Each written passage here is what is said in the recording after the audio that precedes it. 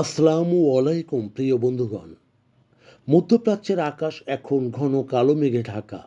একদিকে ইরান ও তার মিত্রদের প্রতিরোধ, অন্যদিকে মার্কিন যুক্তরাষ্ট্রের সামরিক শক্তি। দুই পক্ষের মাঝখানে দাঁড়িয়ে আছে বিশ্ব শান্তি।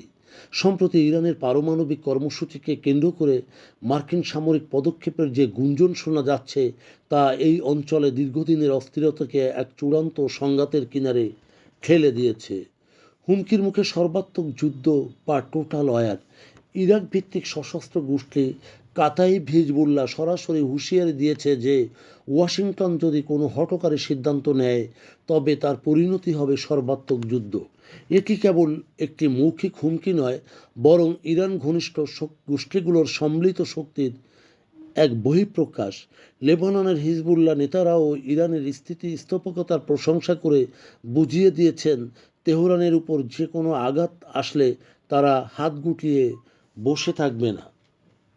সক্রিয়ভাবে তারা সেটি প্রতিরোধ করবে এবং সেই অক্ষশক্তি তারা সম্মিলিত প্রচেষ্টায় লিপ্ত, যা ইয়েমেনের হুতি বিদ্রোহী থেকে শুরু করে ইরাক ও লেবাননের সশস্ত্র গোষ্ঠীগুলো এখন একযোগে সক্রিয় রয়েছে।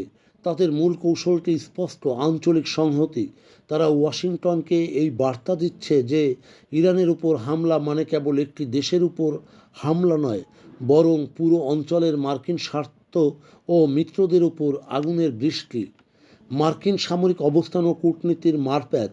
মার্কিন প্রশাসন একদিকে কূটনীতির কথা বললেও বাস্তব অঞ্চলে তাদের সামরিক উপস্থিতি আরও জোরদার করেছে।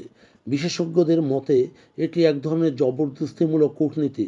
ওয়াশিংটন চায় ইরানকে পারমাণবিক কর্মসূচি থেকে দূরে রাখতে, আবার একই সাথে সামরিক মহড়া দিয়ে চাপ বজায় রাখতে চায়। এই সামরিক শক্তি বৃদ্ধিকে ইরান ও তার মিত্ররা উস্কানি হিসেবে দেখছে, যা ভুল বোঝাবুঝিতে বড় ধরনের সংঘাতের সৃষ্টি করতে পারে।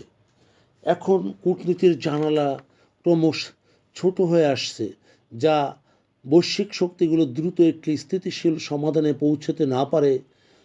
তবে লেবানন থেকে ইয়েমেন পর্যন্ত বিস্তৃত এই উত্তেজনা কেবল মধ্যপ্রাচ্যই নয়, গোটা বিশ্বের জ্বালানি সরবরাহ এবং অর্থনীতির এক চরম বিপর্যয়ের মুখে ঠেলে দেবে।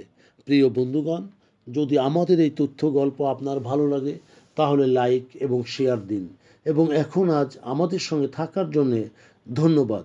আমাদের ফলো দিন এবং সাবস্ক্রাইব করুন।